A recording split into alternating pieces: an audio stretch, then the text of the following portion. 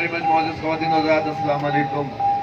یہ میں نے جیسا کہ بتایا کہ جس شخص کی وجہ سے پاکستان میں اتنا زبردست بزنس کا ایک آغاز ہوا، آپ نے دیکھا کہ ان کے دور اقتدار میں لوگ کتنے سکون میں تھے۔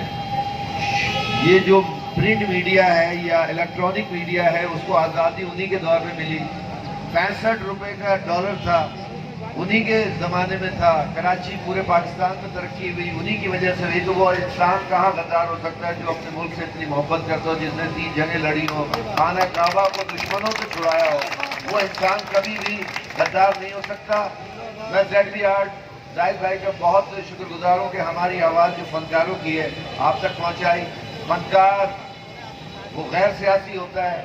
ہم جب بھی ملک پہ کوئی آنچ آتی ہے کہ کسی پہ کوئی ایسی بات آتی ہے تو ہم لوگ کھڑے ہوتے ہیں، آپ کے شانہ بشانہ ہوتے ہیں۔ ہر فنکار کو آپ نے دیکھا ہوگا، چاہے وہ ارتھ کوئک ہو، زلزلہ ہو، سیلاب ہو، فنڈنگ کا کوئی سلسلہ ہو، تو ہم لوگ سارے آرٹسٹ مل کے اس پاکستان کے لیے دوسروں کی خدمت کرتے ہیں۔ میں ہاتھ جوڑ کے عدلیہ سے یہ فیصلہ واپس لینے کی التجا کرتا ہوں کہ آپ لوگ بہت اچھے لوگ ہیں کہ آپ نے جس نے ملک کی خدمت کی اس کو غدار کہہ رہے ہیں، اور جس نے 6 8 دفعہ ملک کو لوٹا اس کو دنیا سے جانے دیا گیا۔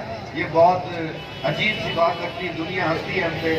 خدا کے واسطے اس فیصلے کو واپس لے کر اپنے عدلیہ انصاف کا ایک جو آپ پیکر ہیں اس کا ثبوت دیں۔ Thank you very much. Pakistan پاک افواج، general Pervez Musharraf, thank you very much.